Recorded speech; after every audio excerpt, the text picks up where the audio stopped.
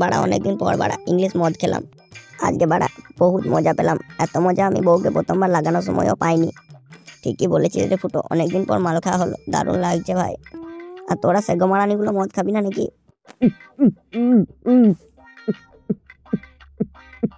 তোরা লেওড়াগুলো মজা করে খাচ্ছিস, আমি কেন বাদ থাকি? আমিও খাই।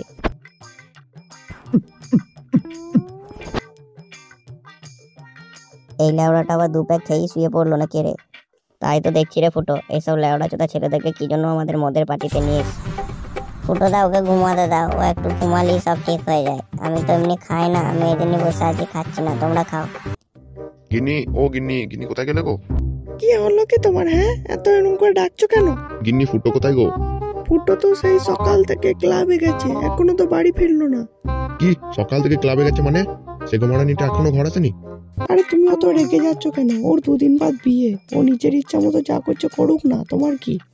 হ্যাঁ, দুদিন বাদ বিয়ে মানে? দুদিন বাদ বিয়ে বলে আমার মাথা কিনে রেখে দিয়েছে নাকি?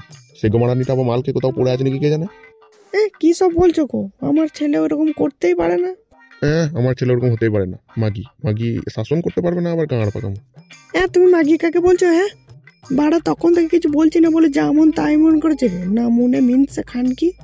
তুই তো খুব মরদ হয়েছিস, তাই তুই ছেলেকে সামলাতে পারছিস না কেন? মদ খেয়ে পড়ে থাকছে এখান ওখান। কি বলি মাগি? যত বড় মুখ নয় তত বড় কথা। আমার চোখের সামনে থেকে দূর হ কিন্তু, না হলে ফুটোর জায়গায় তোর গান মেরে দেবো। পাড়া বাড়িতে কেউ নেই নাকি? এই কি হয়েছে রে? আপনি কে কাকু? আমাদের বাড়িতে কি করছেন আপনি?